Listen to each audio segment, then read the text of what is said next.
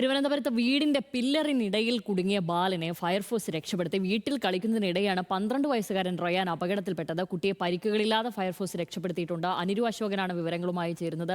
അനിരു, ഇതെങ്ങനെയാണ് ഈ പില്ലറിനുള്ളിലൊക്കെ കുടുങ്ങിയത്? വേനലവധിയൊക്കെയാണ്, കുട്ടികൾ നല്ലപോലെ തലകുത്തി മറിഞ്ഞ് കളിക്കുന്ന ഒരു സമയം തന്നെയാണ്. പക്ഷെ എന്നാലും ഈ പില്ലറിനിടയിൽ ഈ ദൃശ്യങ്ങൾ കാണുമ്പോഴേ പില്ലറിനിടയിൽ എങ്ങനെയാണ് ഇത് കുടുങ്ങിപ്പോകുന്നത്? എന്തായിരുന്നു ഇതിന്റെ സാഹചര്യം? എന്തായാലും പരിക്കുകളില്ലാതെ രക്ഷപ്പെടുത്തി എന്നുള്ളത് വലിയ ആശ്വാസകരമായ കാര്യം തന്നെ.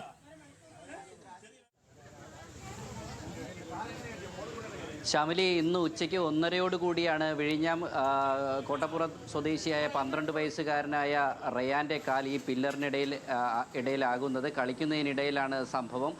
വീട്ടുകാരും നാട്ടുകാരും ഒക്കെ ഈ കാൽ പുറത്തെടുക്കാൻ ശ്രമിച്ചെങ്കിലും നടന്നില്ല. തുടർന്ന് വിഴിഞ്ഞം ഫയർ ഫോഴ്സിനെ വിവരമറിയിക്കുകയായിരുന്നു.